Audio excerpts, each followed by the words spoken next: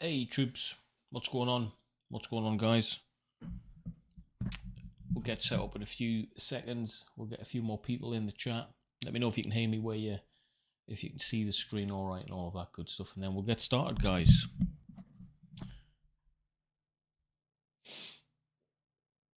Right then, who have we got? Who have we got in the chat?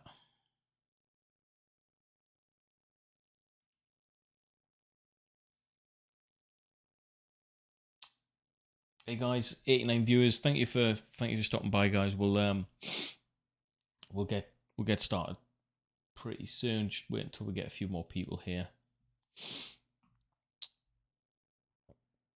Hey, Victor Garul, thank you, brother. Hope all is well, Ryan. Thank you. I hope all is well too, Victor. Hope you're doing good, buddy. Long time no speak, it seems. We've had a few little issues, not massive issues with the internet, but we're currently trying to improve a few things. But we'll go over that in the little admin update, so to speak, before we get into this. Guys, if you're brand new here, then thanks for stopping by. Please do me a favour. Please smash that like button straight away. If we can get over 100 likes, 100 viewers, that will really help us out. And subscribe if you haven't done so already. Members, thank you very much.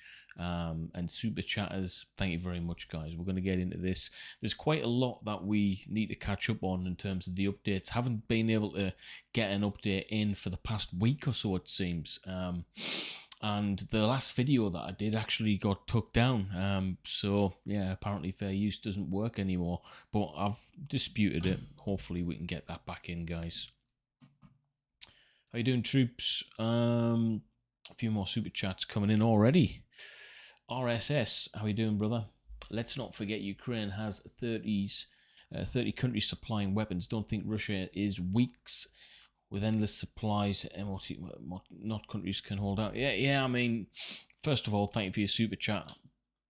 Yeah, we're gonna get into that, but just to answer your question quickly, or to add a little bit into that, Ukraine, do they even need NATO to have a direct what's the word, to provide direct support when the indirect support is doing just fine without the implications? That's quite an interesting topic. I think we should cover tonight, actually. So thanks for that, RSS. How are you doing, troops? Troops. Right, so as you can see, no, you can't see, actually. So I'm going to put that. Right, I need to get this in the chat so I can pin it to the top. 2 seconds, guys. Where is the members? We need the members link in the chat, as always. Hey guys, did you see the joint reaction / video? No, it wasn't reaction. The joint video I did with Arthur Rehi, the Estonian soldier. If you haven't seen that, I featured on his channel, which is pretty cool, man. He's such a cool guy. So if you've come over from his channel, then thank you. Right, boom. So that message is pinned. I've just pinned the message that what was I going to say? I've just pinned the membership. If you want to become a member, like some of our fine members, then that link is there, troops. Okay, ready to go. Dr. Strangelove, thank you for your super chat, brother. You're saying, love seeing people cover this conflict, Slavia, Ukraine. Well, thank you very much for stopping by, mate. It's an absolute pleasure. It's an absolute pleasure. Yeah, loads of people saying that they see me in his video. That's pretty cool, man. I'm hoping. In fact, I need to check my emails. I need to check my emails to see if there's been anything extra come from him, because I might actually see if we can start doing a few more videos together, because quite a lot of people seem to like it, and I really enjoyed it, to be fair, guys. I really enjoyed it. So how many people we got here? 183 people, right? That's good enough for me to get started then, guys. So if you're brand new here, I just want to say thank you for stopping by. It's an absolute pleasure to speak to you guys. It's an even more of a pleasure to host this channel and have all of you guys watch, okay, and listen to my opinion. If you haven't heard me before, I just speak from the heart. I'm not a historian or anything. I'm not like although I did serve in the Royal Marines. I'm not how can I put it? I'm not an expert on war and stuff like that. I don't profess to be, but I do know a little bit about the situation over there, and I can speak from a soldier's perspective, a Royal Marines perspective. Okay, so that's what we're here for, and everyone who joins the channel normally creates the narrative for the video. So as you can see, we've got loads of different people who are joining the videos. The super chat questions that come in generally sway the conversation, and we can ask we can ask questions. We can all answer those questions in our own way, and that's how this whole thing tends to work. Okay, so if you don't get me answering any of your questions straight away, then I just appreciate that. I'm gonna answer in favor of the super chats because they're paying to ask questions, guys, and that's just fair. But I do watch the videos back a day or two later, and I read all the comments. Okay, so first and foremost, thank you for stopping by and welcome to the channel, guys. If you can do anything while you're here, what I'll do is every 15-20 minutes or so, depending on how long we actually do this, I'll ask you guys to do a few things so I don't have to keep on asking you every 2 seconds. It's first and foremost, make sure you subscribe to the channel. If you haven't done so already, press the subscribe button, double check just in case, and make sure you turn all of your notifications to on, okay, because I don't think it does that automatically. Secondly, if everyone right now who's watching this can smash the like button, the like button literally isn't there just for fun. It's what it's basically what it's a function that tells YouTube to push this video out to more people. So it actually serves a great purpose, guys. Okay, it tells everyone in YouTube that this video is popular, and it'll push it out to more people. So you're doing other people a courtesy and a favor of sharing the video indirectly just by pressing that like button, guys. So if you could do that for me, I'd super appreciate it. And that's it. But other than that, what we tend to do is we tend to start off by going on the Ukraine interactive map, seeing what's going on out there, and yeah, we'll just basically get started. It's unscripted, this. We don't write a script on the live streams. We just get straight into it, and we have a type of a chat. So grab a coffee and stuff like that, grab a drink, or in my case, a water, because I've just came back from the gym, and yeah, just enjoy it, guys. And yeah, if you want to stay here and chat on with the rest of the community, then feel free to do so. But we've got a few things coming in right now. So we've got the super chat from Body Adrifts. Thank you. You're saying, greetings from USA. I'm Ukrainian and love to hear your updates from a military and unbiased point of view. Hey, well, first and foremost, man, that's a hell of a mix. You're from the USA, you're Ukrainian as well. Your people are doing something quite formidable at this moment in time in terms of, you know, fighting off a fierce resistance. So thanks for stopping by, and thank you for your super chat, brother. And hope your family is safe if you have actually got any family over Ukraine. And J.R. McKim, thank you for your membership. Welcome to the Gender Members Club. I do look forward to getting new members to the club. It's just a way of you guys interacting with each other on a more personal basis and showing support for the channel. That's all it is. I'm not going to pretend to be able to offer that much for the membership. It's quite simply a membership for you guys to support. By doing so, I appreciate it. We've got quite a few members already in the chat. Those are the people with the little logo next to the name. So it's good to see you guys here. Right then, how many people? 240. That's cool. If we can get the likes up to over 200, that would be great. And yeah, let's get straight into this. So we've got a few members already. The link to the memberships is just above, guys. Hopefully we don't have no problems with our internet tonight. I might have jinxed it, but right, let's get into this. Right, so first and foremost, I've just literally loaded this up, guys. This map is looking very different. We're going to go through the news live side of things in just a second.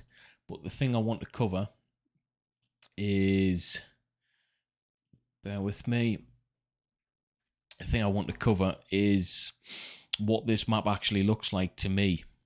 Bearing in mind I haven't tuned in for about a week or so. So, hope zoomed in a little too far there on the mouse.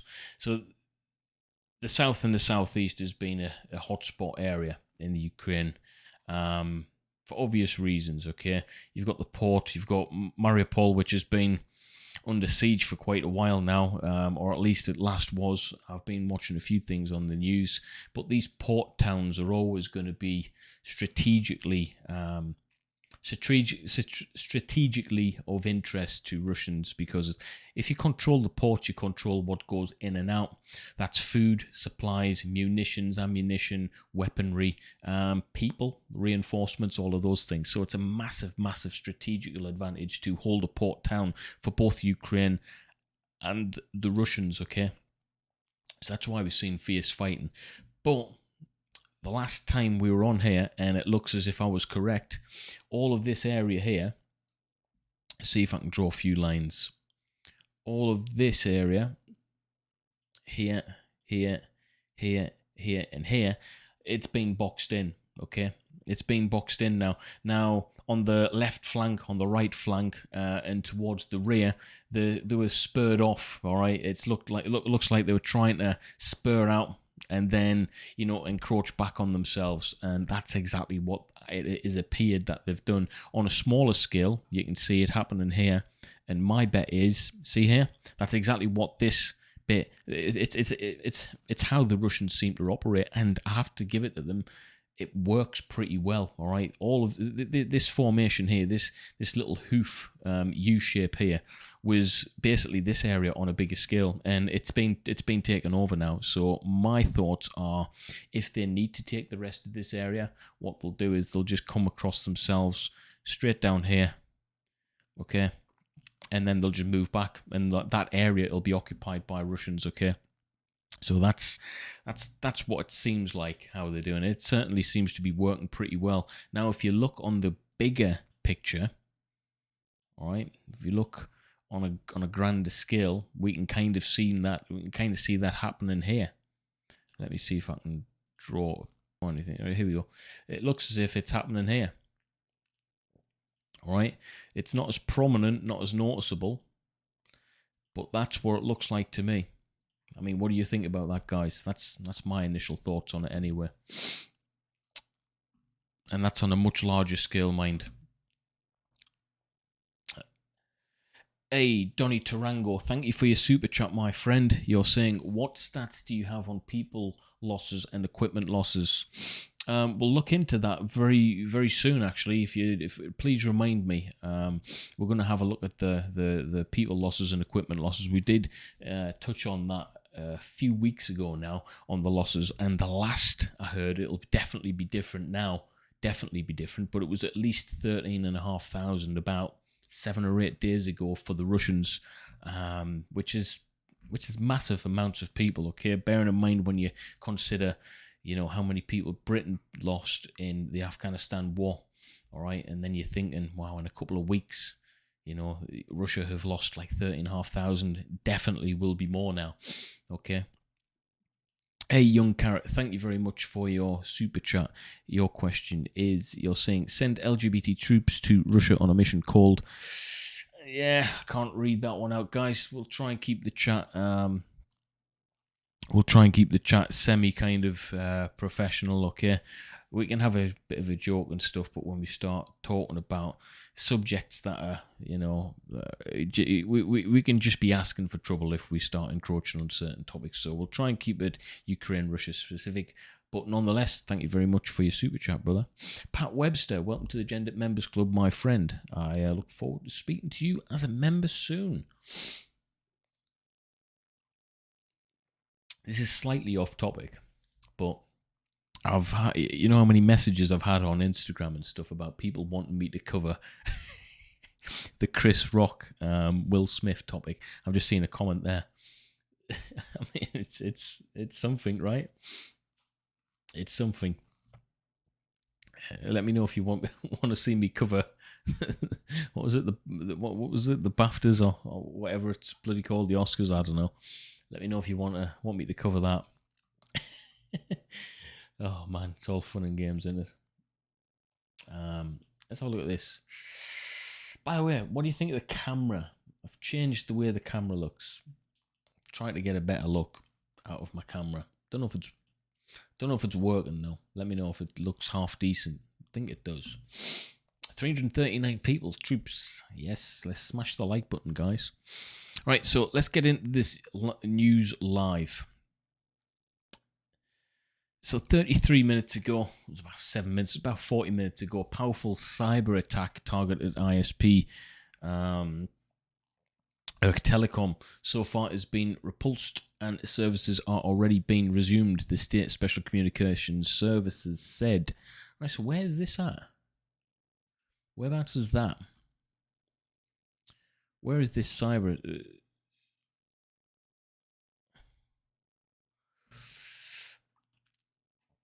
Hey, blown apart 100. Thank you very much for your super chat. You're saying nothing left of Mariupol. That means no cover for Russians entering now either. Yes. But that's not too much of a problem. It's a problem, but if you think about it in terms of they now dominate that area, it's still a strong point for them, isn't it, really? Which is bad for Ukraine. Pat Webster, thank you for your super chat. You're saying, what are your thoughts on Mariupol rescue/supply? We'll look at it now, actually. We'll look at that right now.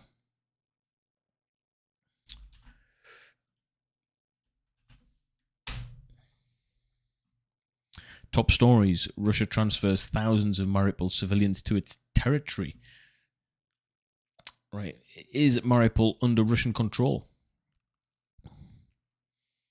City of Mariupol is located in the Oblast of Ukraine. It is claimed by Russian-backed separatists since February 22, present 1 month.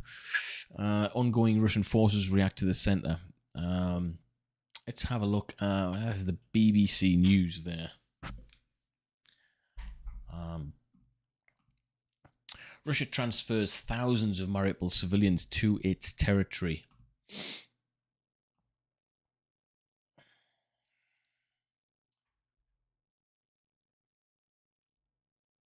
Right, 2 seconds. Let's have a read of this.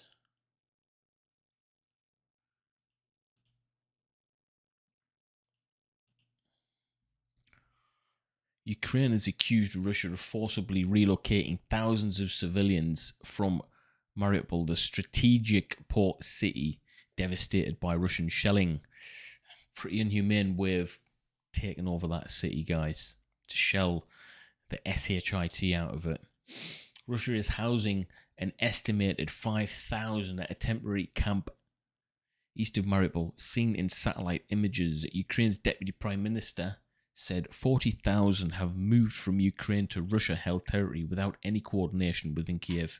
A Mariupol refugee now in Russia said all of us were taken forcibly. So that's like, is that a war crime?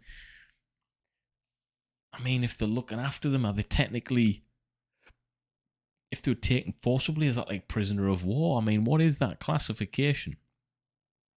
Some Ukrainian officials describe Russia's actions as deportations to filtration camps. Yeah, I mean, exactly what I'm kind of thinking. An echo of Russia's war in Chechnya, when thousands of Chechens were brutally interrogated in makeshift camps and many disappeared. This is terrible, man. If this is the case. Hey, Zypher Death with the massive super chat. Thank you. You're seeing no sanctions for India. 54 billion investment from Japan.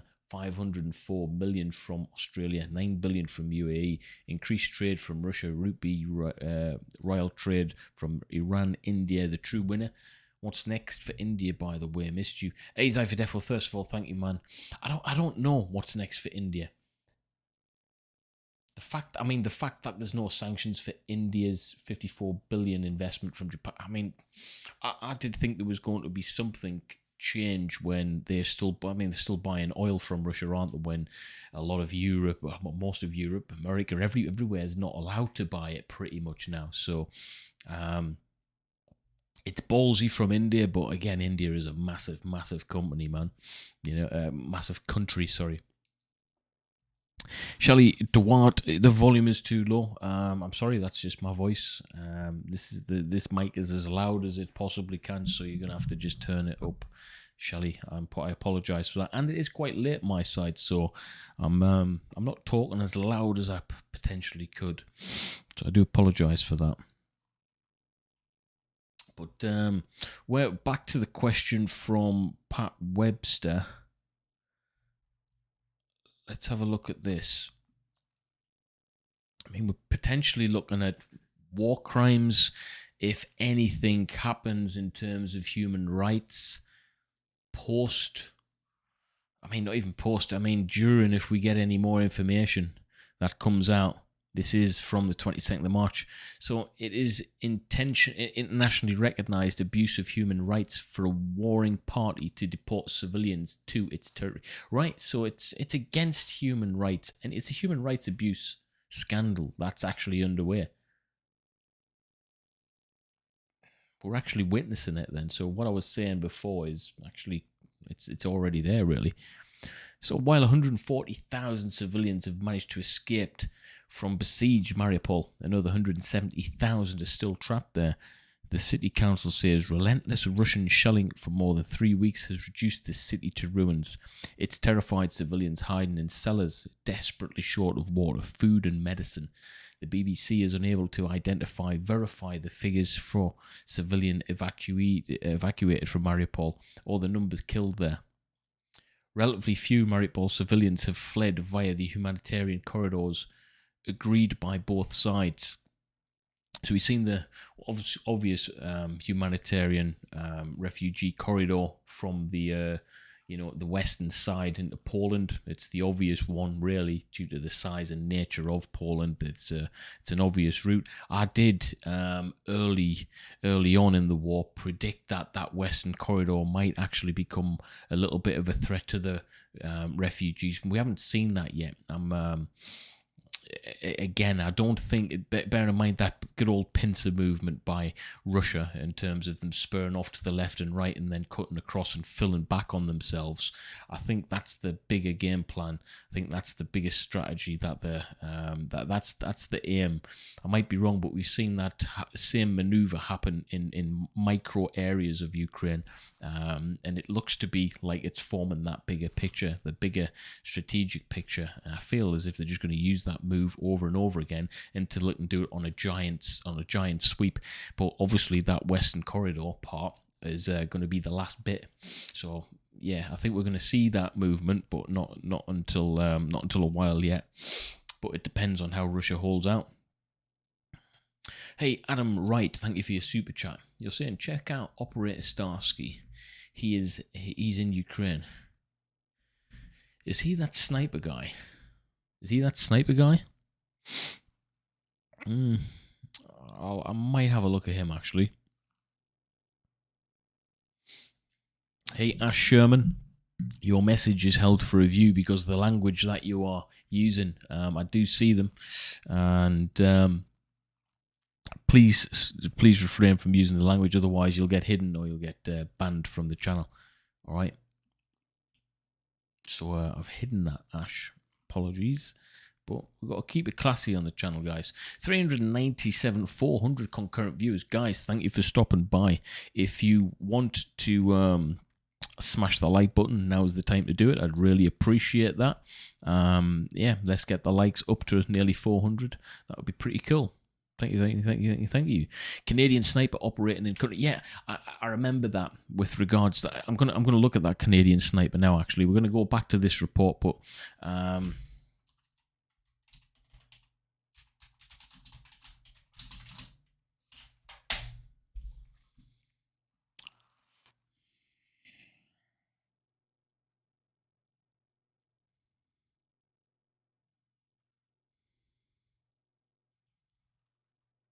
hang on a minute. This is not what we...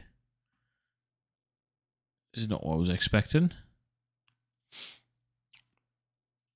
Zayfer death. The US Congress had talks about sanctioning India, but India increased the oil imports from Russia by 11%, from USA by 11%, and it's been about a week and there is no sanction talks. There's probably going to be no sanction talks then if they've increased the oil imports from USA by 11%. It's keeping them happy. You can't write it, can you? It's all about money, man. It is all about money. I know that's an obvious one, but... Right, so notorious Canadian sniper rumoured to have died in Ukraine is alive and well. Right, I didn't know that was a rumour. I knew that there was a Canada's most lethal sniper was in Ukraine, but I didn't know there was a rumour that he died. But he's obviously alive and well. According to this, well, it was at least 6 days ago he was well. A Canadian sniper who was rumoured to have died in Ukraine said he was simply in blackout mode and believes rumours of his death were part of a propaganda campaign by the Russians. The sniper, who goes by the name Wali, Wali the sniper, and who Global News is not naming to protect his family because famous after a viral but false claim that he took the world's longest sniper shot in Iraq. Both Wali and Special Operations sources say he is never a member of JTF2 and was not present. 3.45 kilometer killing shot, an ISIS operative in Iraq in 2007. What? Wali arrived in Ukraine at the beginning of the war to join Ukrainian armed forces. So having someone like that on your team to be able to give that kind of expert sniping capability, he's not only going to increase morale, he's going to increase the overall knowledge to other snipers around the pizzazz, so to speak. So never underestimate a good sniper, guys. A good sniper can cause absolute havoc on the battle space. And we've seen that throughout generational wars that have taken place. It's the sniper stories that always seem to kind of make it out of the woodworks, you know. It's always the sniper stories that seem to grab us and entertain us. I wonder why that is. It's just the whole persona behind the sniper, I guess, you know. It's something that captivates us all. I've worked with a few snipers in my time, and just speaking from my own knowledge in terms of the Royal Marines, it's a bloody hard course, and I know for a fact that standard will be replicated across the world and the nations. Many people who are not in the military would just think that to be a sniper you have to be a good shot, but it's so much more than that. All right, snipers, from what I've seen, have to be very, very good soldiers first. All right, it's about your soldiering capability first. So be rest assured, these guys can shoot, but they're actually really, really, really good quality soldiers who are capable of soldiering in austere, adverse conditions for long periods of time, just to get that shot off. These people are special indeed. So to have them, a person like Wali on your team in Ukraine when they need it, he's going to be passing some vital information over, well-needed information as well. So yeah, I'm glad he's not dead, that's for sure. Young Carrot, thank you very much for your super chat. You're saying lots of people are confused about why Ukraine is getting so much support and nobody is talking about the Budapest Memorandum, which explains everything. Well, I'll be honest with you, I'm naive to that. If you could elaborate on that, Young Carrot, for the benefit of the stream, that would be pretty damn cool, brother. Troops, let me know where you're watching from. Everyone drop some comments in now where you're watching from. I would love to know where in the world you guys are watching from. Over 400 people concurrent, which is pretty cool. So if you let me know where you're watching from and get a better insight of the audience. Thank you for your super chats, guys. I appreciate it. So we're going to get into the Russian transfer. There was a question on Mariupol when I'm going to answer very shortly, guys, okay? So speaking from the Kiev region to Global News on Tuesday, he said he is well, fed, rested and all good. Rumours that Wali had died began circulating on social media last week with no obvious source. Several mainstream media outlets also began asking if Wali was still alive. The USA is in the house. New England, wow, we've got a lot. Sheffield, hey Steve Frith. Sheffield. One of my best friends, well, I've got two best friends. I use that. I don't throw that around a lot. Best friend for me is people who's got my back, like life and death, and they're both Marines. And he's from Sheffield. We've got so many people from the United States. I have so much love. I have more love from the States than England, actually. It's cool, guys. Thank you for all the support, man. I appreciate you guys. Let's go, troops. Let's go. Awesome. Let's get the likes over to 400 then, guys. Hey, we got DLC channel from Edinburgh. I found out the other day I'm about 33% Scottish. My mum is predominantly Scottish, and we never knew. Even though I look like a Turkish warlord. Right, and troops, I digress. Where were we at? Right, so yeah, there were rumours about Wali dying on social media last week. While he doesn't know where the rumours came from, well, it's obviously Russian propaganda, isn't it? You know? He said they were a surprise to him when he came off the front line several days ago. I was the last person to learn the news that I was dead. Let's get some likes in the chat for Wali, who was the last person to find out that he actually died. I think it's just trolling, but I think it's strange because after a while, the enemy will lose credibility with this propaganda. I don't understand why they push such lies. It's pretty obvious because after a few days, I'm popping out and telling everyone I'm alive. Yeah, but propaganda works in mysterious ways for a short period of time. Sheffield, England again. Let's go, troops. Well, Wali said he spent the last week that he was rumoured to be dead on the front lines in the Kiev region and is resting now as he's sick. He told his stories between coughs, saying he will be back on the front line in the next few days.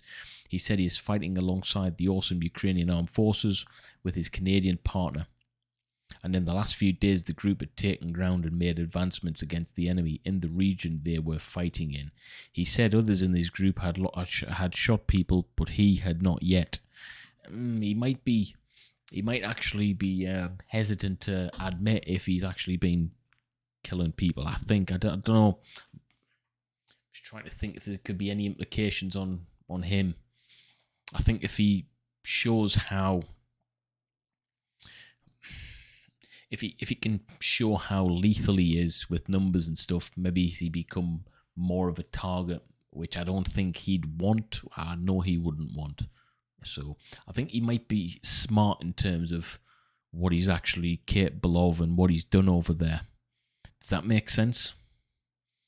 I think that makes sense. However, he admits that he had a couple of close calls in the last week. He's going to. This was playing chess without knowing what the other pawns are. You know a bit, but not enough. We got engaged with the Russians in very close distance, like 50 meters, and at that point they knew we were there. 50 meters, oh man, imagine 50 meters away, the enemy is there. It's a surreal moment, guys. Okay. Yeah, I mean, that's 50 meters is nearly close to hand, guys. Hey, R.W. Fraser. Cool name, man. Thank you very much for your super chat, brother. I appreciate it so much. You're saying, I just can't believe how bad our current admin has botched the handling of this. Excuse me, I'm going to sneeze. Have you heard them having to walk back things? The press said again. I've heard things in terms of. I mean, I'll be honest with you. On this one, I don't know how to take the decision making because it's easy for a country outside of the US to form an opinion on decisions that are being made, but at the end of the day, America is the global superpower of the planet, and you would like to think that their decisions, although they may not favour everyone, they should be there to benefit most people. I genuinely think a lot of the time, although it might not be favourable, sometimes the right decisions, have to go through some bad loops and hoops to get to the right thing. I think America's got all eyes on them, and that's what I'm trying to say. So they're never going to please everyone. American politics is such a horrible, nasty area that I tend to stay out of it, because you'll definitely upset someone somewhere down the line with American politics. It's not like Britain, where we'll have our moan and then we'll just crack on. It's like American politics is, if you form an opinion, you are held accountable for that opinion, and you can be in danger for it. So yeah, I'm not that smart, but I'm smart enough to try and stay out. I don't know, man. American politics, guys, it's a tricky one. I've learned my lesson with that one. Trust me. So anyway, Wally was saying he was in a house where they shot the room right beside me with shells from a tank. Jesus. I was about 3 meters away. We were lucky. Now I know how it feels to be engaged by a tank. No one wants to get engaged by a tank. I've stood next to I can't remember the name of what tank it was, but the US Marines were using them, and those things, when they let rounds go, they're loud as hell, guys. What a formidable feeling. They were shooting those weapon systems next to us when we were assaulting a makeshift village in the Mojave Desert. It was a fantastic exercise, live firing, and I had the best time of my life. But yeah, you don't want to be on the receiving end of a tank, that's for sure. Wali said one of his colleagues was shot on one of the first Ukrainian patrols he was part of and needed to be evacuated, but had survived. So this Wali guy's been, although he's not dead, and there was rumours that he was dead, there's plenty of good reason for him to have potentially have died. These situations that he's been in are it's full on war. All right, getting engaged by tanks, by people, Russians 50 meters away from him. Yeah, this guy's been in some horrific situations already. So to stay alive through that is, it's not easy. All right, but he is alive. He has spoken to his wife in the last couple of days, and she understands that he had simply been in blackout mode. Imagine his wife, man. She must have just been like, wow. This is the thing with fake news. It's all right for him, I suppose, to a degree. He's on the front line. If he's alive, he's alive. He knows it. But in terms of his wife hearing that and not being able to hear it from the horse's mouth, she's had to live for a couple of days worrying sick if her husband's dead. That's terrible. That's the real cost of fake news. There's real people behind that fakeness, all right? What else is he saying? He said he was amazed at how different Ukrainian war has been compared to other war zones he's been in. He's a combat veteran. It's not like everything's collapsed. There's still internet. Most combat zones have no electricity and no water, and it's chaos. If you go in the center, in Kiev, it's all right. In one of the patrols, I was in an amazing condo. You could have the same one in Toronto. There was an espresso machine. It's like fighting in downtown Toronto. There were many domestic animals left roaming around the streets of Kiev. He said the Russians were routinely shooting dogs because they barked and gave away their positions. In one building his team went into, they encountered an elderly Ukrainian woman who had been without food for herself and her cat for days.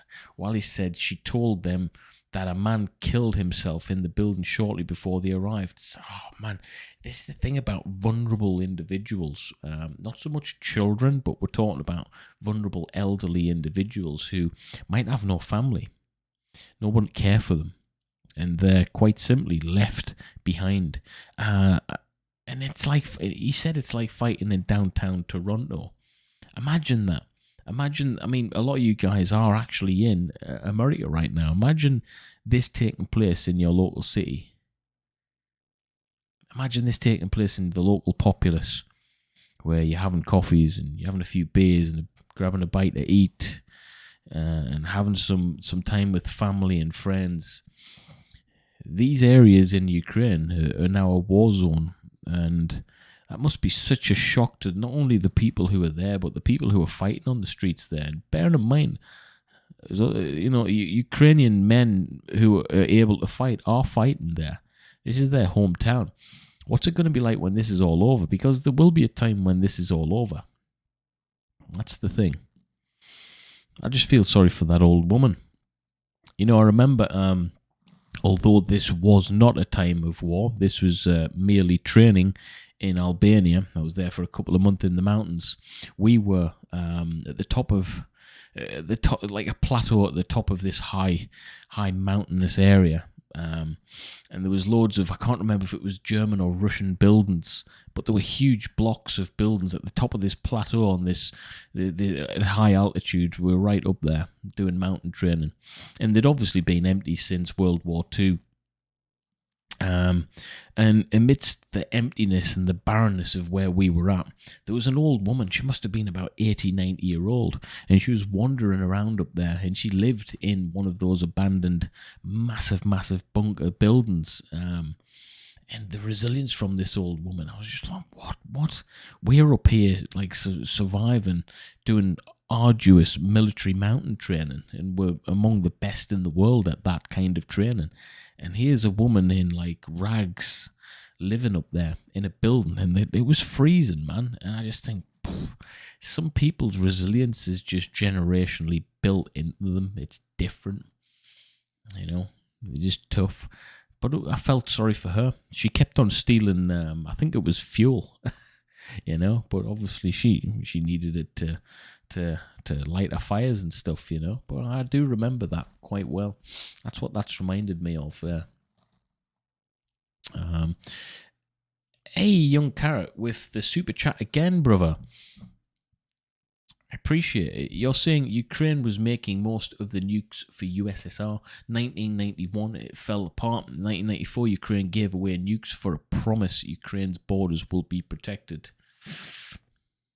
Thank you for your super chat. What do you think about that, troops? What do you think about that? I think you've given another... Whoa, here we go. Young Carrot, hey, thank you for the generous questions via super chat, my friend. Young Carrot is the top super chatter of the stream. You're saying the memorandum was originally signed by 3 nuclear powers: the Russian Federation, the United Kingdom, and the United States. China and France gave somewhat weaker individual assurances in separate documents. What's that called again? Well, let me have a look at yours. Ukraine was making most of the nukes for USSR. It fell apart, give away nukes. The promised Ukraine borders will be protected. Interesting. I don't, I'm kind of, I'm kind of talking about nukes. You've reminded me there. Let me change this screen back. Actually, I'm kind of changing my opinion a little bit on the whole nuclear capability / nuclear threat. I'll tell you why in a second. So there's been a lot of talk generated about Russia and its nuclear capability, and will it be utilized in this war? At the beginning, I kind of fell with the narrative that was being pushed out that was scaremongering everyone across the globe that Russia would use nuclear warheads. But I don't think it's going to go that way now. Just like it never went that way in when Russia was invading Afghanistan.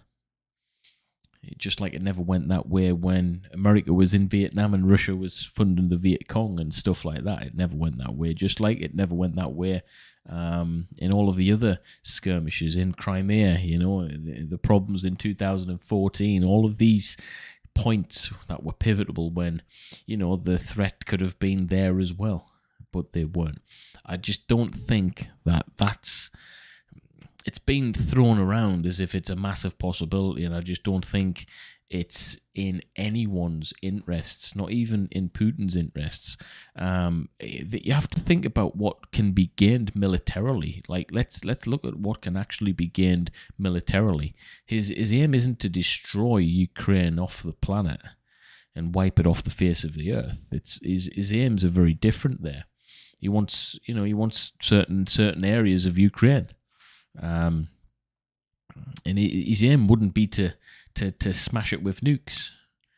So no one wins with that. He knows that. He's a smart guy, among the smarter of us on this planet. You don't get to be a KGB agent for nothing, and he was one for 16 years or something, I believe. So his IQ is already top tier.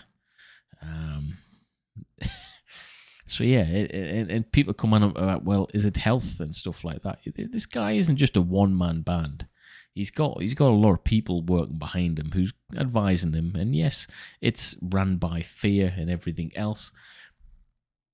But guys, there's enough people there to stop that from happening. It would be diabolically stupid to use nukes.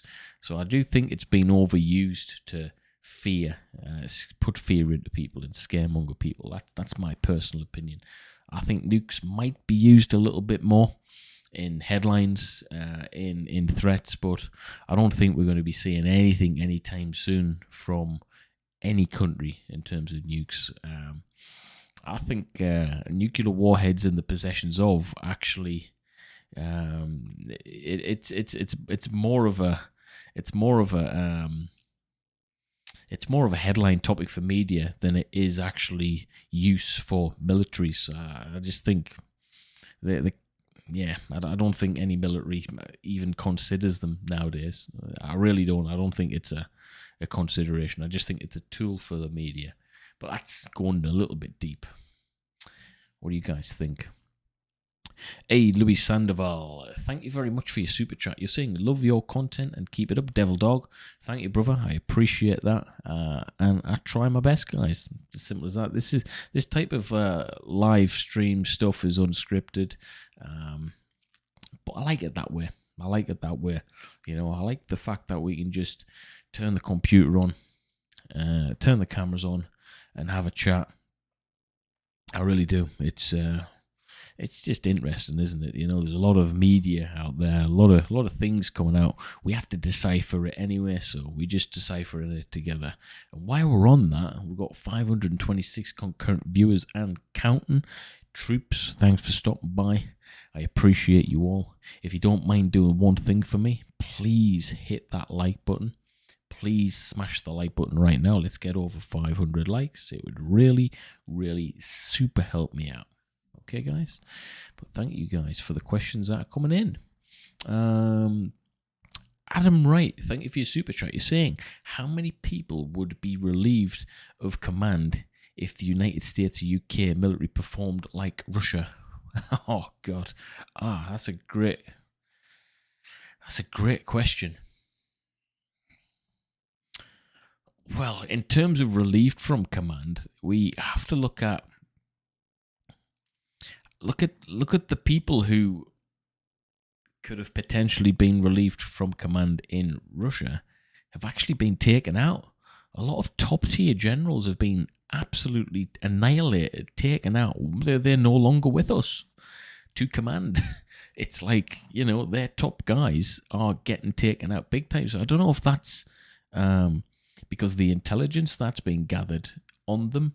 I don't know if that's because of luck or targeted operations against high-ranking individuals to demoralize the Russian military or what. But there's one thing for sure. There's a lot of high-ranking deaths US, UK, how many would have been relieved with command if they performed like that? That's a good question. I mean, the egotistical side, the hoorah in me, all of that kind of stuff makes me want to think that the UK and US, and I say UK and US because let's face it, in a time as such like this, it would be UK and US. It's just how it rolls now. Everyone who like it or lump it, that's the way it is. It's the way it's been for a long time. We don't have to go back to the 1800s to work out our indifferences anymore. The US and the UK are, they're joint at the hip when it comes to these types of wars. Okay, so let's get that in the bag straight away. I don't think we'd perform like Russia. I honestly don't. For a start, I think it would be more of a just cause instead of just wanting to take land over.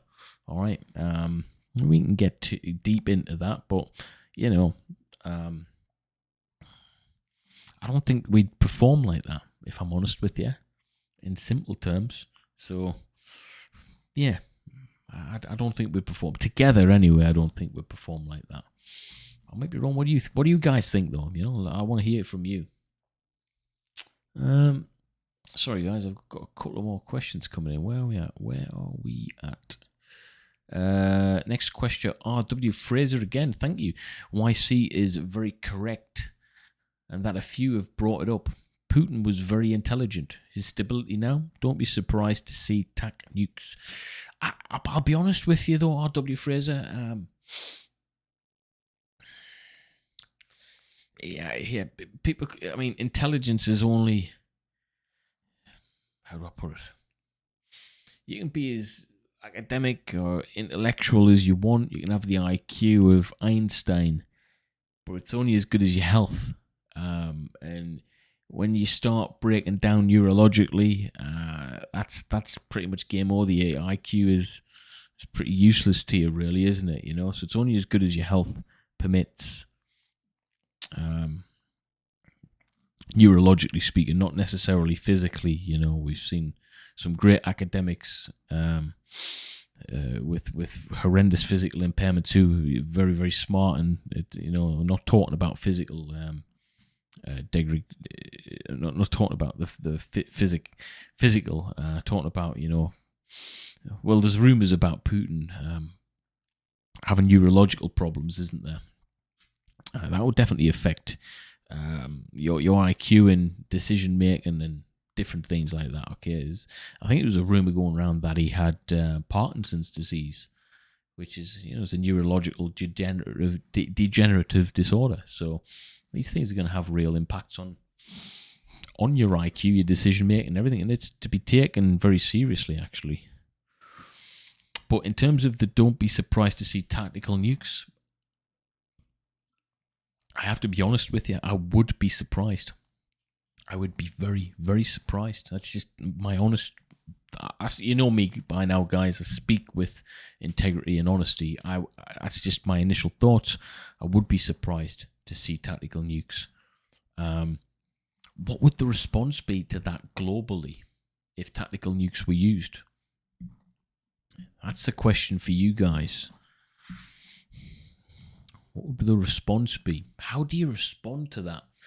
I mean, there's never a time that we've had to really think about responding. Obviously, we've got Hiroshima and Nagasaki, but who was there to respond from that then? Like right now, there's people whose potential to respond is way, way higher than it was back then. Ability and capability to respond is pretty high. So people can't just throw around nukes like we used to in the past, or has been done in the past on a few occasions. Does that make sense? Hey, I've just saying. Hey, Don Backer and a few other guys is the blue names guys with the spanner next to them are our moderators, and they put a lot of work in moderating the chat, guys. So let's get some love in the chat for the moderators, and we've got some good people in this community. We've got some fine members, and we've got some reoccurring people who keep coming back to the chat. and coming back to the live stream. So I just want to say, take this opportunity. We've been on here nearly an hour now, to say thank you guys. I appreciate you all. And like I said to you guys about a week or two ago, your super chat questions don't only create the content and and create the narrative for us to commentate and speak on, but like I said before, I'm putting everything in terms of those kind donations and super chats to building the podcast studio, where I'm going to be putting out more content on a regular basis. So if you haven't got Instagram and you haven't been seeing my updates on the studio as it's been built, go and check out my Instagram. It's easy to search for. Just search for Dit Commando, and you'll see that I've put a few posts out pertaining to that, because it is happening. So you guys are creating that right now. So I'm very, very grateful. I'm not just saying it and then not doing it. It's every penny's been reinvested, guys, into doing that, and becoming hopefully the best military channel out there. That's my aim, all right. And I've got a few other aims as well, but we'll keep to the context of this channel. So yeah, I just want to say thanks, guys, for stopping by. If you press that like button, that's going to help me out. Double check that you're subscribed.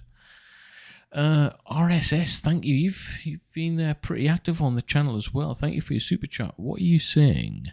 A lot are still calling Russia weak. Ukraine would be rubble without 30 countries sending endless supplies to them. Think about that. Russia is battling that much power in one country. Yeah, it's an interesting thing, and I've actually fallen prey to that as well. But now that you've put it like that, pointed it out, Russia is battling. Wow, they're battling a mega opposition. Like you say, Ukraine would be rubble without 30 countries sending endless supplies to them. It's so true. I think the problem with that is,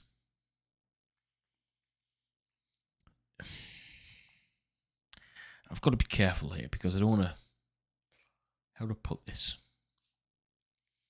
Well, let's look at it. If 30 countries didn't send endless supplies to them, what would have happened? Ukraine would have been taken now. But would there have been more loss of life in the process?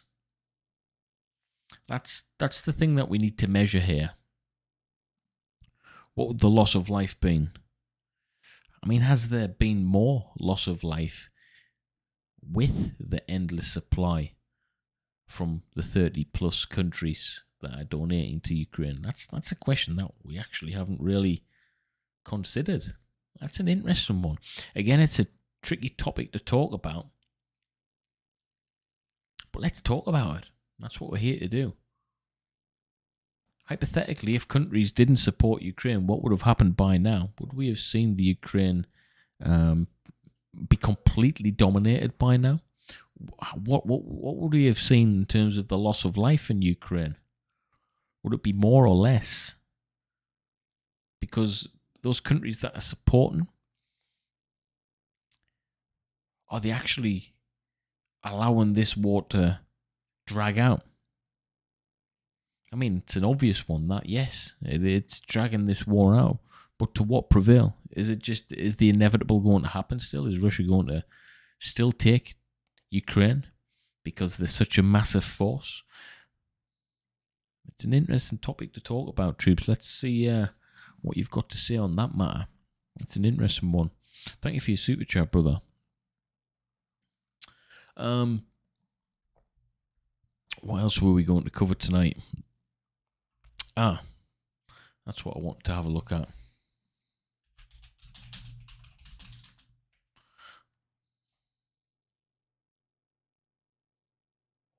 We're going to look at the statistics in Ukraine.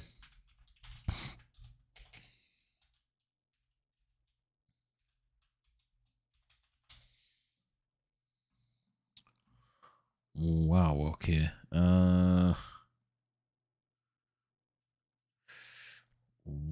okay. This is interesting, right? So I'm just going to read this to you guys, okay? This is obviously estimates. It's on right. Right, here we go. Russia-Ukraine war 2022 statistics and facts. This update the 28th of March, so today. So the Russian invasion of Ukraine started on February the 24th, 2022. Attacks by Russian forces were reported in major cities across Ukraine, including Berdansk, Chernihiv, Odessa, Sumy, and the capital of Kiev. Western officials claimed that by scope, the war could be the largest in Europe since 1945. Big differences between... Right, so this is... Right, statistics on the topic. 2 seconds, guys. Let's get an overview of how many people have died. Number of civilian casualties in Ukraine during Russia's invasion verified by OHCHR as of March 27th. So, total killed... No, that can't be right. Civilian casualties, right.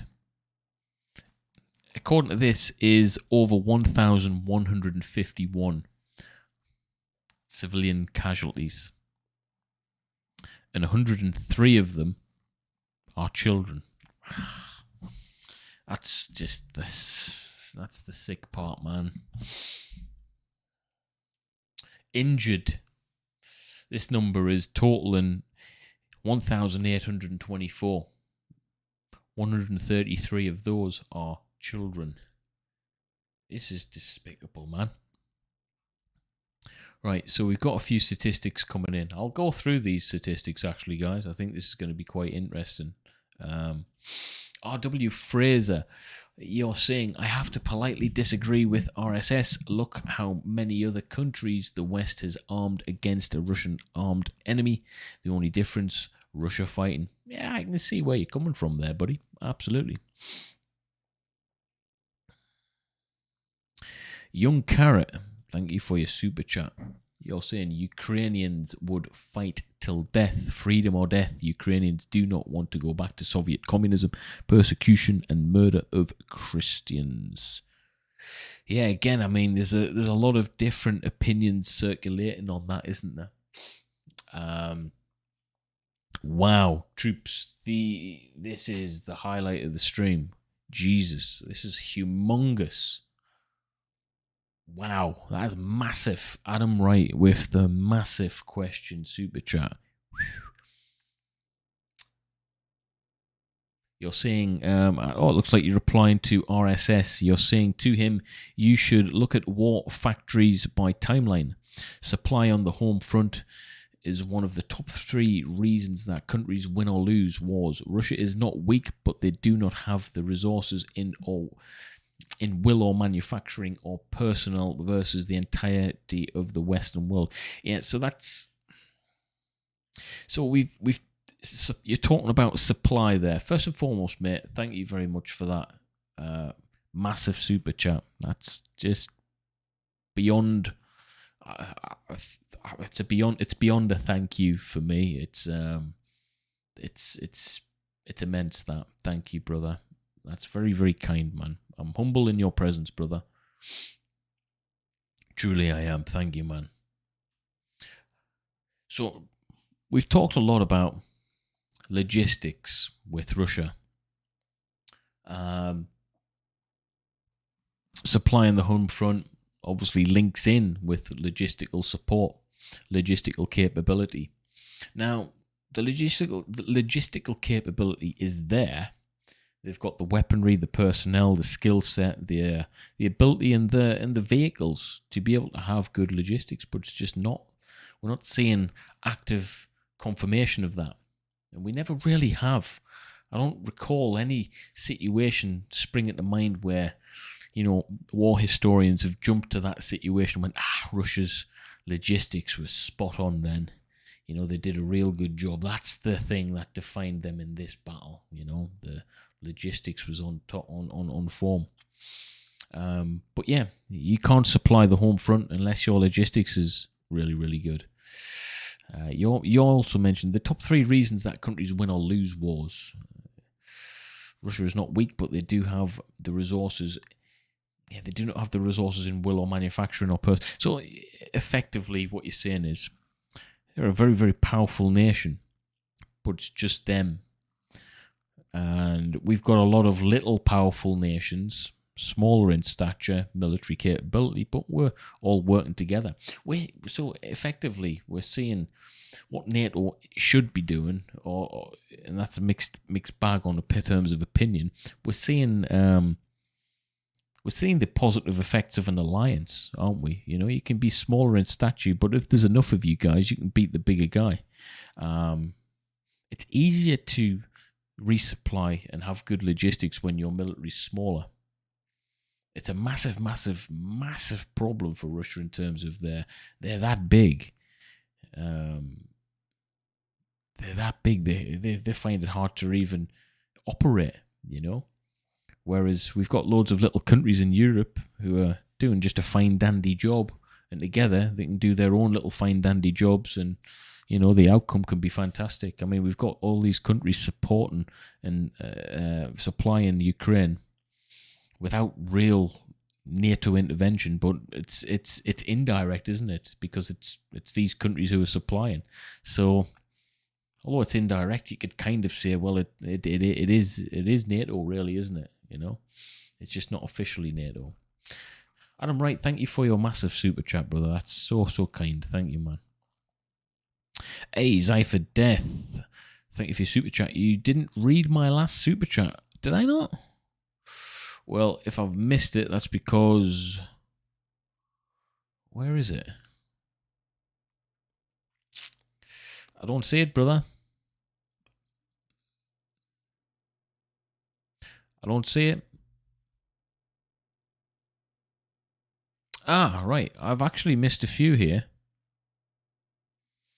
Sorry, troops, didn't mean to. I need to quickly get over these if I can then. Sorry, guys, if I do miss your super chats, troops, it's not done on purpose. I do apologise. Cyber Def, I think this is it. US, UK signed the referendum on nukes that there will be no eastward NATO expansion, especially former Soviet nations, USA, needing the bear now.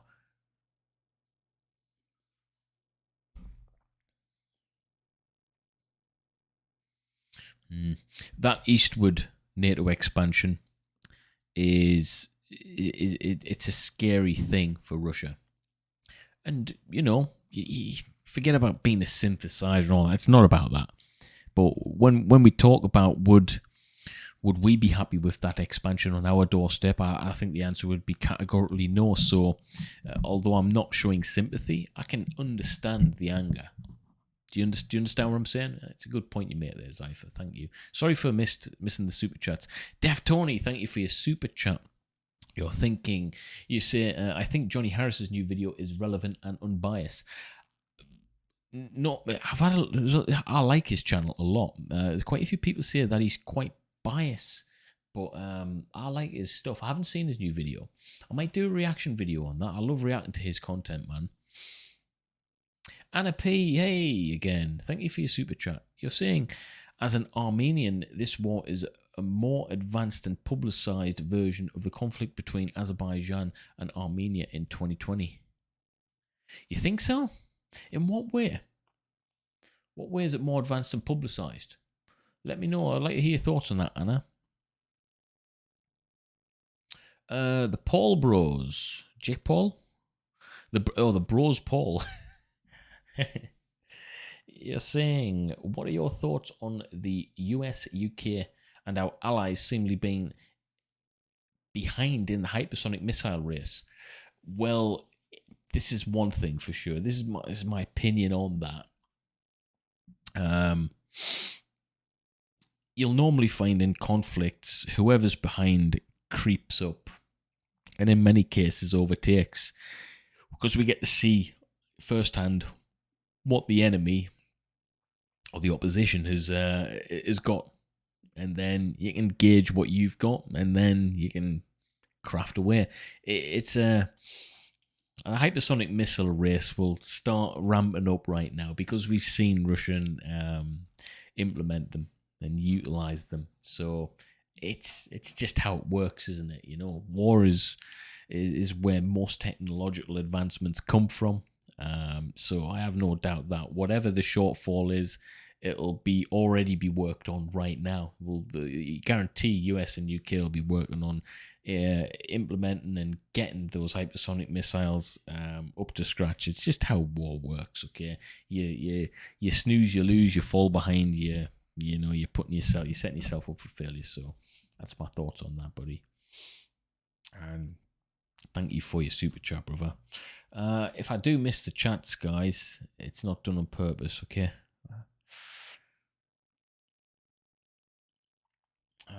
Right, you catch back up again. Adam Wright getting through yours. Adam Wright's got the biggest super chat of the stream, actually. RSS, you're saying, Adam, appreciate the feedback. I said without NATO, we know the West can. Ukraine can't win without the West. I don't think Ukraine. Well, it's not even a. I don't think it's no. Ukraine can't win without the West. They can't. How? It's not even an opinion. It's just at this moment of time, fact. I think it should be perceived and received as fact.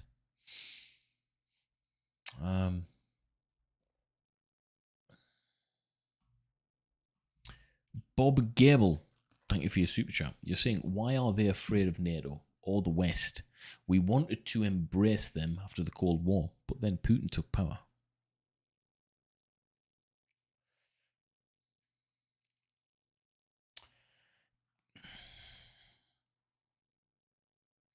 Yeah, so didn't Putin reject that NATO?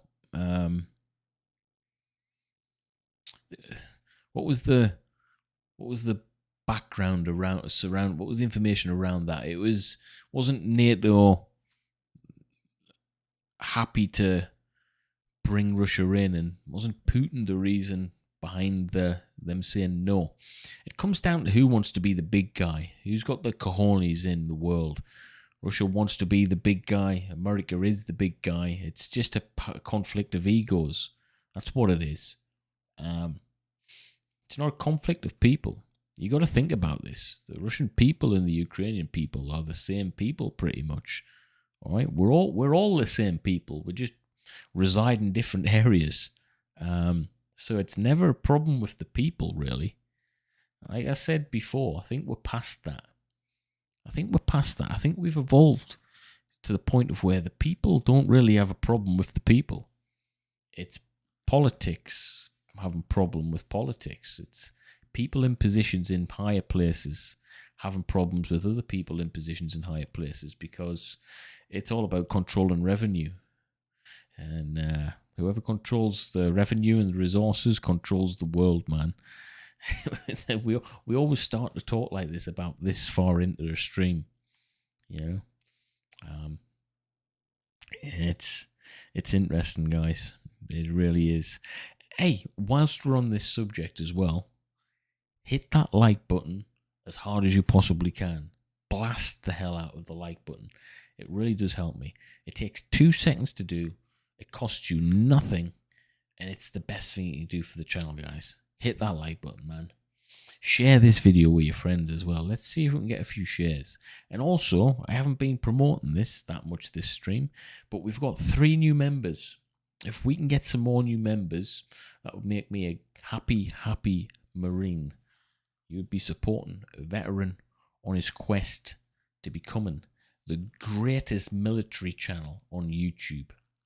So, yeah, if you want to become a member, the link is in the description. I'd really appreciate it. The more members, the more protein I can get in, and the more I can get these biceps to be big and bulgy, so I can hopefully get a YouTube boxing fight soon. No one wants to fight me. I actually had a message from someone, a very hateful, aggressive message from a world champion bare knuckle fighter, and he called me a cunt for laughing at Brian Rose from London Real, saying, how dare you take the PISS out of him for trying his best. And I actually said, you know what, I need to, before I go into this, I did actually mention that I have a lot of love for Brian, and it's quite funny the way he was boxing, you know. And he said, I've seen a few of your videos and I could say the same about you, but I'm not going to. But by saying that, indirectly, he is saying it. So you get a lot of hate on in this game. You've got to have a thick skin, man. But I must have upset him. I mean, he's a world champion, bare knuckle fighter. I've never heard of him before, and I'm quite well versed with the fighting game. And he didn't have that many followers either, so I don't think many other people have heard of him. So I think he's just a little bit jealous that someone who's not a world champion in their field can be can have more followers than him. So. But I think this is the problem with. I know we're going off topic slightly. The problem with bare knuckle fighters is not all of them, but a lot of it comes from ego. I understand fighting; it's an ego thing. You want to be the hard man in front of people. Otherwise, you wouldn't choose that as a job.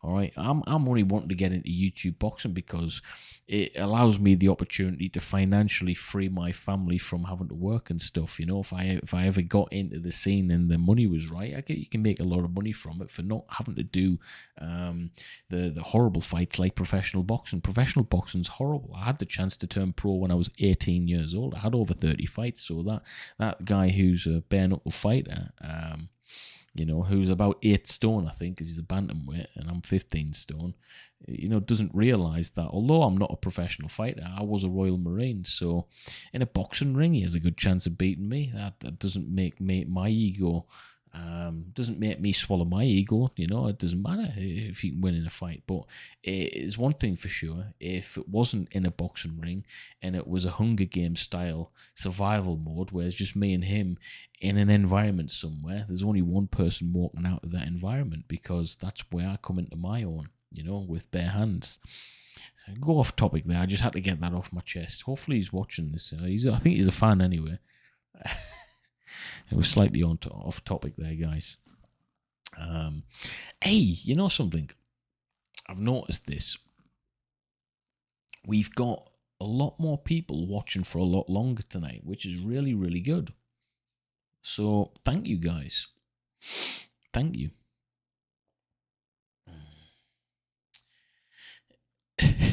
Never underestimate the power of a liver shot. You know something? Body shots were horrendous. I won most of my fights with body shots, actually, because I was taught that way. But bloody hell, I got caught in the body about 6 months ago, and it broke my rib. One shot broke my rib. Blimey, it was horrendous. It took a long time to heal. I couldn't lie down properly or anything. It's breaking a rib is not nice, guys. Okay. We digress anyway. Zypher Death, thank you for your super chat. You're saying you got to break the guy's jaws with the bare knuckles. Well, you know what? I can be honest enough. Bare knuckle fighting is something that I deeply respect, because it's the original form of fighting. It's not something I'm interested in because, you know, like I say, that guy who's a world champion, I guarantee he probably doesn't make any more than £3,000 or £4,000 a fight to get his face smashed in. So there's one thing fighting for glory, but for fighting for peanuts makes you an idiot. And yeah, that I'll stick by that. I've done the boxing. I've had many street fights, and it's a mug's game. And that's why people like Jake Paul need to be respected. They command respect. Why? Because they're getting paid extremely well for fighting idiots. So I respect them people more now, you know. Does that make sense? But yeah, we digress, troops. So the statistics on the war. The statistics on the war. We're going to get into this. So we've number of civilian casualties during the war. Civilian deaths related to Russia-Ukraine conflict, 2014 to 2021. So this is the build up prior to 2022. I haven't seen these. I'm going to be interested to find what they are. So obviously, this is the civilian deaths related to Russia-Ukraine conflict from 2014 to 2021, okay? This is interesting. Think about the statistics that we talked about 10 minutes ago. How many people do you think died, civilians, in 2014 relating to Russia-Ukraine conflict? 2,084 confirmed. Think about that number. That's wrong on so many levels. 2015, we had 954. 112 in 2016. 117 in 2017. These are civilians, right? 2018, 55. 2019, 27. 2020, 26. And 2021, 25. Like, these numbers should be zero, guys, all right? So this is before 2022 kicked off. We had people dying every single year, innocent people. That's not including the military guys, okay? That's not including the military guys. Hey, R.W. Fraser, thank you for your super chat. You're saying, don't think we are as far behind in hypersonic missile tech, either a lot closer or we have a tech that has rendered it useless. P.S. Oldest son Cole is a Marine. P.S. Oldest son Cole is a Marine. Well, thank you to your son's service, my friend. And thank you for your support to your son's service. It takes a strong man to raise a potential Marine. And the fact that he is a Marine, he's a brother of mine, that's for sure. So if he's a brother, that means you're technically like what's it called? An honorary father.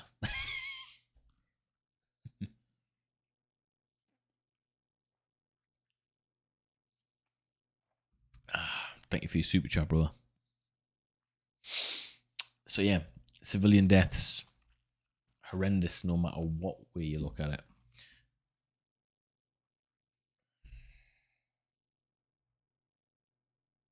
Number of refugees from war-stricken Ukraine 2022.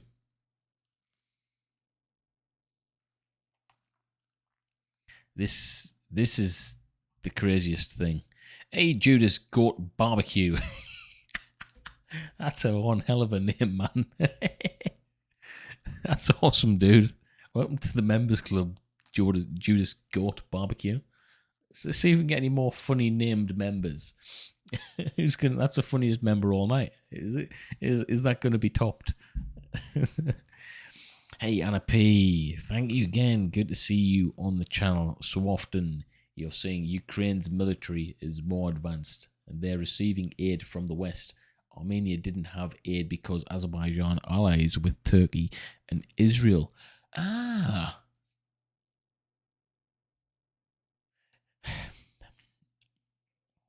And Israel is a very, very, very powerful country indeed. And you just have to look at the support they've got from America as well. I went to Israel as part of something that I was involved with in the Royal Marines. It's a fascinating place. One thing that struck me with Israel, coming from Britain, where the only people to holster weapon systems are the police and the military, and you don't see them that actively on the streets, certainly not the military. But when you go to Israel, they're prominently active and look the part as well. You go to some countries and they just don't look the part. But the Israelis, they do. They look professional. Females, a lot of female military individuals and police as well, armed, and they looked the part as well. You can just tell that these people were trained well. You didn't mess on with them either.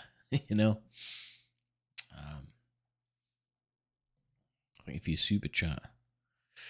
Anna P again, thank you. You're saying also the war lasted 44 days but hardly got coverage because of the controversy, propaganda and disinformation were rampant in both sides as well. Well, I fallen foul to not knowing much about it, if I'm honest with you, Anna, as well.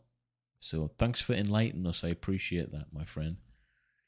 John Burns, hey, welcome to the Gendit Members Club. That's the opposite end of the. We had a crazy funny name, and John Burns is quite a decent, stern, seemingly English name. I might be wrong. John Burns. I could be American. Texas. John Burns. U.S. Marine Corps. Welcome to the Gendit Members Club, brother. I appreciate it, man. Thank you.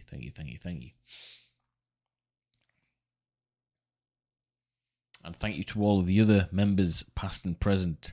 Adam Gamba, your membership name logo has changed. So that tells me you've been a member for quite a while now, Adam. Let's go. Right, so yeah. Number of refugees from Ukraine crossing Central and Eastern European borders after Russia's invasion of Ukraine from February 24th to March 26th. This is accurate up until a couple of days ago. So Poland, how many refugees do you think from Ukraine? By country. So Poland, 2,267. I don't know where the 0.1 comes from. Someone enlighten me. I'm not the greatest of maths, but how do you get 0.1 of a person? I don't know. Romania, 586,094. No. 586. Moldova, 381. Hungary, 349. 272. Slovakia. Belarus, 6. Russia, 271. Poland, man. Poland's getting the brunt of this. Moldova, number of refugees, additional military aid sent to Ukraine during Russia. Right, so in terms of aid, whoa, this is crazy. This is accurate up, I don't know how long this is accurate up to in terms of dates, but listen to this. How much money in weapons has US supported Ukraine with, do you think? How much money has the United States spent by supporting Ukraine with weapons? I'll give you a few seconds. Military aid from the United States. They've given $350 million in weapons. I mean, that's not a lot of money for America in terms of America's standards, but that's a lot of money, guys. European Union, the whole of the European Union, $502 million in lethal aid. United Kingdom, lethal defensive weapons. It hasn't given an amount of money, though. France, defensive anti-aircraft and digital weapons. The Netherlands have given 200 air defense rockets and 50 air tank weapons.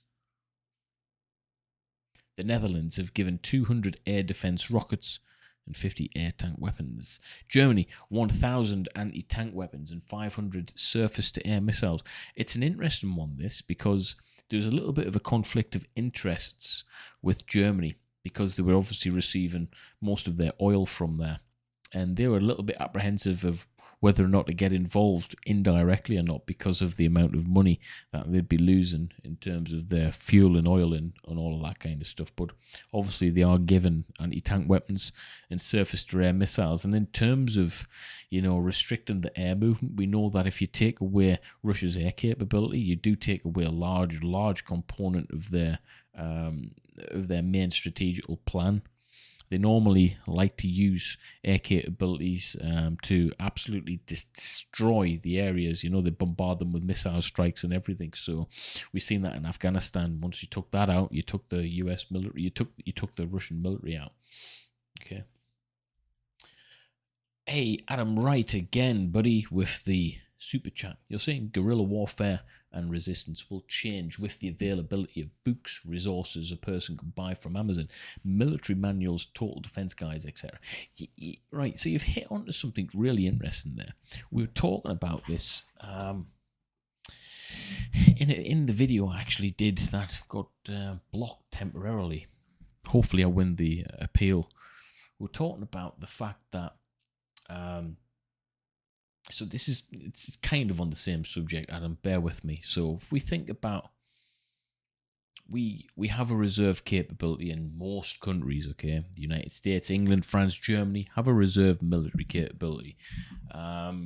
Speaking from the United Kingdom's perspective, the reserve capability there's a slight difference, but par and par, once trained up and everything, the reserve forces are the same as regular forces. They can just slip in seamlessly, okay? They're trained. Fitness might be a little less. Their overall exposure of weapon systems might be a little less, but overall, in the grand scheme of things, it doesn't really make that much of a difference when you embed these reserve forces with the regulars. But my point to this is, we've seen a lot of individuals with no experience at all go to Ukraine and get trained up in weapon systems, basic first aid, the very basics of warfighting within a week or two. And actually, although they might not be as effective as a reserve or a regular soldier, we've seen the sheer number of these individuals working with original soldiers and reservists do a lot of damage and be quite effective, which made me think, you're talking about guerrilla warfare and resistance will change with the availability of books. So we're talking about information, basically, military guides and everything else. Do we need to rethink our strategies going forward in the Western world about, actually, 2 weeks worth of training worked all right in Ukraine? It didn't make warfighters, didn't make Rambos, but it made someone capable of picking up a weapon system and pointing it in the direction to keep the enemy's heads down long enough for them to either capitalize on that, or the soldier who is trained behind them to absolutely capitalize on it. We've seen that a few short days of medical training is enough to stop people from not having a clue about how to put a tourniquet on and actually, save someone's life. So would it be wise to train people up in a non-committed way? A non-committed way, i.e. you're not part of the reserve forces or anything, but you've had a military acquaint training where the very, very basics of how to operate in a time of absolute need. Do you know what I mean? I think countries, from seeing how Ukraine has done it, will actually rethink how they do things. I'm just going to respond to something, guys. I don't normally respond to spam and stuff like that and keyboard warriors, but someone's on the chat said this is bullshit. Well, you're literally the one person who said that. So what's happened is, I can do this. I can hide you from the channel, so you can comment all you like, all right, and help the algorithm, but we'll no longer be able to see your comments. So goodbye forever. Goodbye forever, brother. Right, have we missed a few questions, I think? John Burns, welcome to the members club. Yeah, we got Johnny Burns in. Let's go. There we go. So Adam, right. In terms of what you're saying is the freedom of more information is actually helping the war effort, and I agree. I think moving forward, that sheer availability to information is always going to help with the war effort. I do think that we're going to, maybe it's not straight away, but maybe countries will rethink how they utilize that information going forward, and just to give the local populace a little bit of, you don't even have to, not even weapon training or anything like that, just understand how a weapon is fired. A slideshow is better than nothing, basic first aid, how to react and act if the military needs your assistance, just a basic acquaintance, even a few days, an insight. I think it would be good if we mandatory did that. I I don't know. What do you guys think about that? Let me know in the comments. Have we got much scope for that going forward, do you think? I think we have. Novolo, thank you for your super chat. No question, but thank you, brother. Adam Wright, thank you for your super chat. You're saying a total war preparation like Nordic countries. Yeah. Yeah, a total war preparation. That's a perfect way of saying it. Many people go, "Wow, well, we don't need to do that. It'll never happen." But you know what? It's happening. I think it could be a good thing. Now, people might be thinking we're going down the lines of conscription and stuff again. We're not. We never will. Hopefully. All right, but it's better. I know I'd rather have my. It's like having family members understand first aid, to give CPR. It's better than not knowing it. Why? Because you could potentially save someone's life. Are you going to be a first aider anytime soon? No, of course not, but it's good to know. And I think it's the same kind of concept for the military. It's like, are you going to be a soldier anytime soon? No, but it's good to know. Why? It might just... Being told to take a knee in the street if weapon systems is firing might sound obvious to the soldier, but to the untrained, that information might just save their lives if they were given a couple of days insight into why you do things. Do you know what I mean? I don't know. I think there's scope for this. I think there was scope for that. Hey, RSS, thank you for the super chat. You're saying, can we take a 30-second moment of silence for all fallen in this horrific confrontation? We will do a 30-second silence at the very end of this stream, actually, for you. Thank you for the request. That's yeah. I think we'll do that. We'll do that. That's a good point. We'll do it when we're closing up. Adam Wright, yeah, the total war preparation like Nordic countries is, yeah, I think that's a good thing. I would like to see how that could be implemented and if there'd be any kickback from it. Bob Gable, thank you for your super chat. You're saying, shouldn't Ukraine have the right of self-determination? These rules or no rules. What is the neutral crap? I don't understand what you mean. These rules are no rules. What is the neutral crap? Or like Ukraine, you mean? Well, I think they do. I think they do have the right for self-determination. I think they do. Yeah. Adam Wright, RSS 1 minute to them. RSS 1 minute. We got RSS and Adam Wright back and forth, and I don't mind it. It helps me out. 1 minute. 1 minute. You guys, man. You guys. Yeah, Statista. We were on. So we're currently talking about. I before I was answering the questions about who's funding who with what.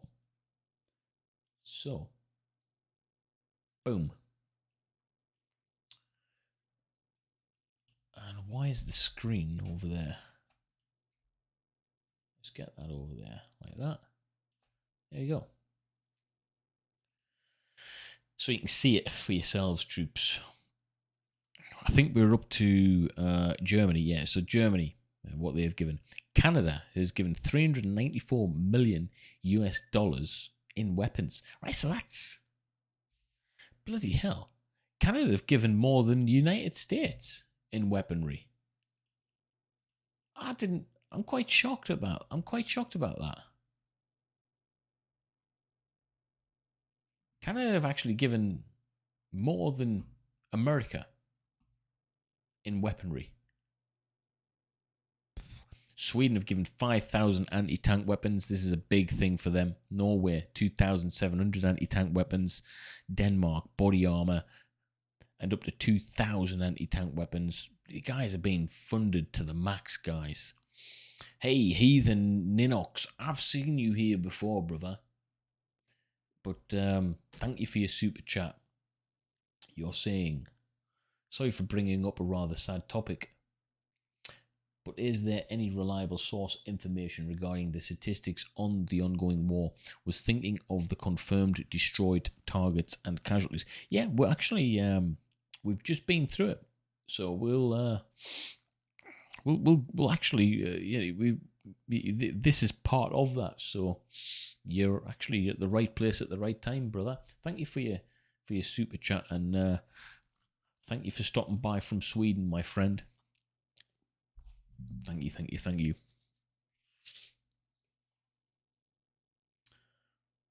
Troops, actually, I haven't asked anyone that much this time to smash the like button. So if everyone can take a couple of seconds just to hit that like button, hit it as hard as you possibly can. All right, it would make a massive difference to the channel. And double check that you're subscribed and you turn all of your notifications on. And just can I get some feedback in the chat quickly? How is the stream looking tonight in terms of quality? Because we did have a few problems.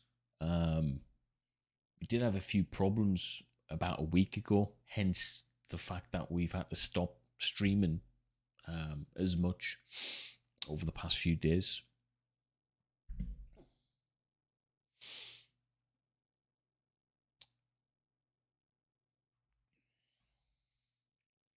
Hey, Heathen Enoch. Sorry, you just joined. Well, you didn't. Hey, brother, you didn't have to super chat that, but thank you very much, brother. I think, yeah, I'm getting excellent feedback from OBS. I think there was just a problem, with my internet last week. I do think there was an internet problem, which I need to.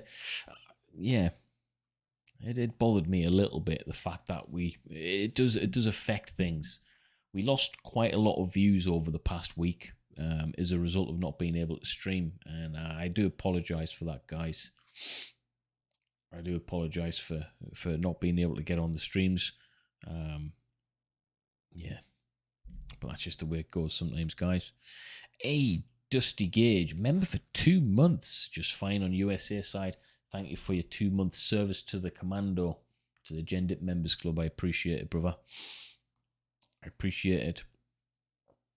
Troops, by the way, if you are a member, I think it's once or twice a month or something, you get like a free super chat, like what Dusty Gage has done there, like a free highlighted message. So that's a pretty good feature, actually.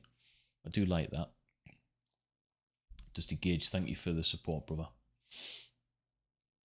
Looks good. East Anglia, UK. Hey, Dave Bentley, good to see you, man. Hey, we need more people in Britain, man. We need more people from Britain on the channel. We honestly do. We out of all of the countries, the UK is like 4th or 5th in terms of viewer numbers, which isn't great considering I'm a UK based channel.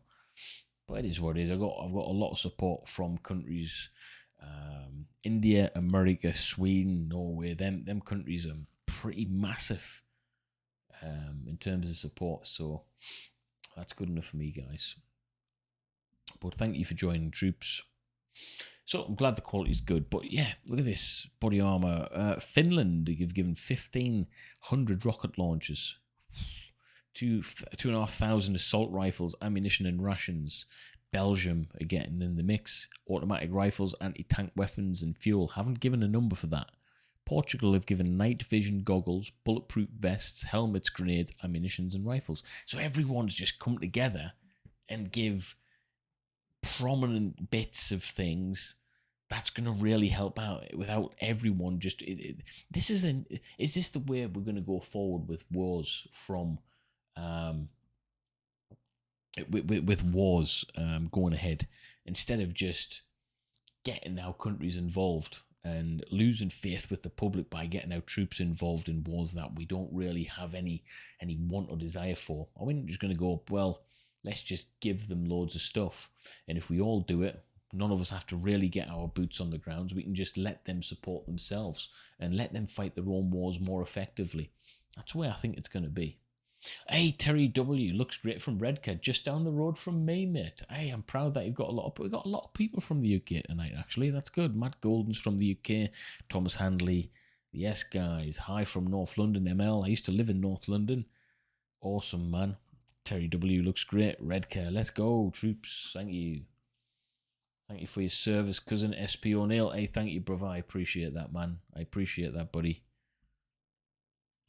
Heathen Ninox, welcome to the Gendit Members Club. Thank you, brother. You are the 6th member of the stream. That's awesome, buddy. Thank you. And I look forward to speaking to you, hopefully in a community post only to members after this. Christopher Conlon, thank you for your super chat. USA just approved 13.6 billion, 6.5 in military and 6.7 in refugee aid. Seriously? So that's just a horrendously massive step up from anything we are seeing on this page here. I mean, 350 million in weapons alone, then 13.6 billion. That's a massive step up. Ziz 100. Yeah, I agree with you, buddy. Zypher Def, bro, you ever want to visit India? Would love to host you. Yes, I do want to visit India. Guys, if you don't know it, it's not really relevant, but it's part of my life, so I guess it's kind of relevant. My wife is from Mauritius, the Isle of Mauritius, but she's of Indian origin. So to look at it, you'd be like, yeah, she's Indian. So she's obviously been to India. I would love to go to India. That's definitely a place I will go because my daughter has obviously genetic roots there. So want to go back to the motherland at some point. So Zypher, I'll definitely at one point I would like to say in the next 2-3 years, I will hopefully have visited India. 100%. These statistics are pretty interesting, troops. Additional military aid, Ukraine, blah, blah, blah, blah. Military assistance to Ukraine. This is interesting. Ammunition. Right, okay. Type of military. So characteristics, right. Who's sending javelins? Estonia and Latvia. Hey, Dylan Caprita. Hopefully I've pronounced your name. Welcome to the Gendit Members Club, Dylan. I appreciate you, brother. 7th member of the stream. Let's see if we can get to 10. Mortars. Right, so that's not really interested in that. Military expenditure in Russia. 1993 to 20. Military expenditure in Russia. Right, these are quite... Global stance in the Russia-Ukraine war 2022 by territory. Right, okay. What can we get from this? I can't get much from that, to be fair.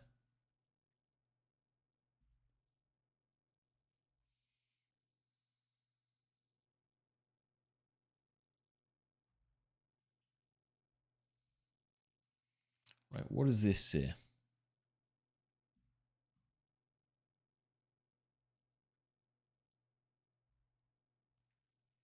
This might be a good thing to do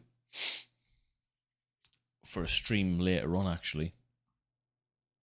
This could be quite interesting. What time are we on now? Oh, wow, we've been on quite a while. 2 hours nearly. Hey, guys, you know what? I think we're going to... Let's change the stream. Let's... It's been fun tonight. Again, apologies for not being able to do this over the past couple of days. Well, nearly a week, I think. I've had a few internet problems. It's clearly the internet, but troops, I think we're going to wrap it up there. You know, not kick the donkey too much, so to speak. First and foremost, please hit that like button before you leave if you haven't done so already. Members, thank you to all the new members. Thank you for joining. Thank you for supporting the channel. You know, it's been an interesting debate. What I think I might do when we get the podcast studio up is, well, we are going to do it. So there's a few channels that I actually look up to and take advice from just from watching their content, and I've got a few ideas that I want to do going ahead with in terms of content. So look forward to a lot more content coming your way, lots of different stuff as well. Yeah, we're gonna try and improve all the time. Okay. Christopher Conlon, hey, welcome to Gender Members Club, brother. Thank you, man. Thank you, dude. That's a very, very, very, very appreciative. I'm so happy that we've got quite a few members in the chat.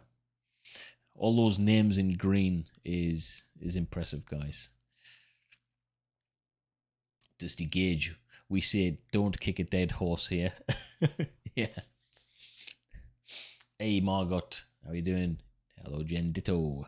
Zypher Def, what you said about future of wars when what if Taiwan?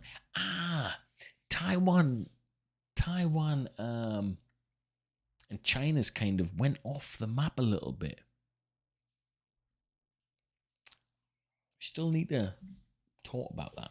Actually, yeah, someone's just mentioned Arthur Ray collabs are great. Yeah, they are. I'm going to message him actually, because I really enjoyed featuring on his channel. And there was a lot of positive comments. These things don't always work out, but you know, the fact that there was a lot of positive comments on there kind of showed that people are interested in it. So I might actually get him on a live stream one time, and we'll just talk. You know, Bob Gable, when am I going to fight Jake Paul? Excuse me, guys, runny nose. Yeah, credit where due to Jake Paul. He's such a superstar. He ain't fighting the likes of me. Whether I could beat him or not, he's looking at famous individuals, you know. He's looking at people who are mega famous. And you know what? He's earned that right. I can't say he hasn't. He has. He's done well for himself, really, hasn't he? You know? So, fair play to the lad. Would I like to fight him? Absolutely, man. I would like to fight him, but I've got to be realistic as well, guys, you know. Yeah, it's as simple as that. We've got to be realistic, man.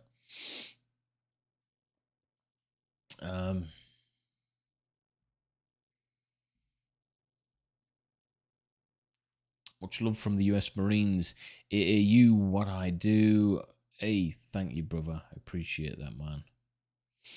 Hey, troops. Anyway, let's respect one of the super chats for 30 seconds silence is the request.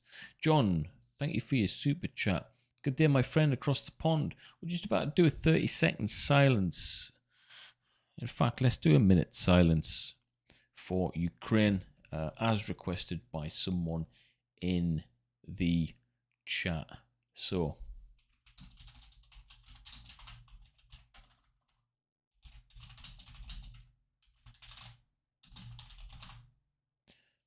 we're going to do it in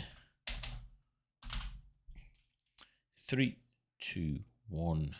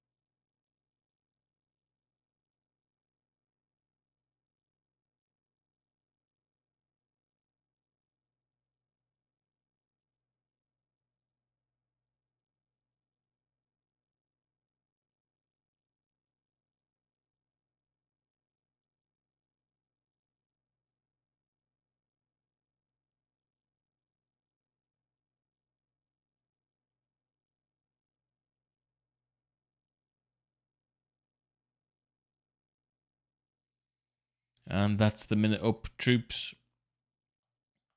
And I think that's a perfect way to end it right there. Yeah, as always, guys, thanks for stopping by.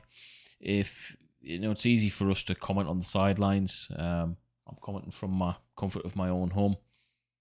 And there's people who haven't got a home right now, not just Ukraine, but in many, many areas of the world. Okay, so I am thoughtful of that. We're in a privileged position here, being able to, comment on this. Privileged beyond belief, So I just hope this gets better for the innocent people of Ukraine, and not just Ukraine, anywhere that's going through problems and stuff like that. And here's something as well, troops. I used to run a military preparation college when I left the military. I was a centre manager for running this military preparation college, and there's the one bit of advice that I was given from people who were putting us into these positions, and it stuck with me, was never underestimate the day someone's had. You might look at someone and assume that they're just fine.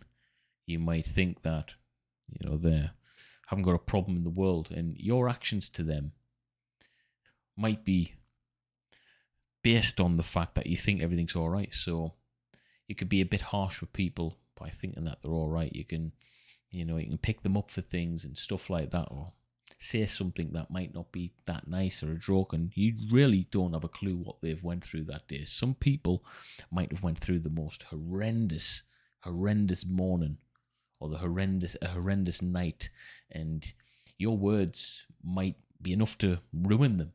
All right, not knowing that what they've went through, it could be something horrific. You just don't know. So be careful.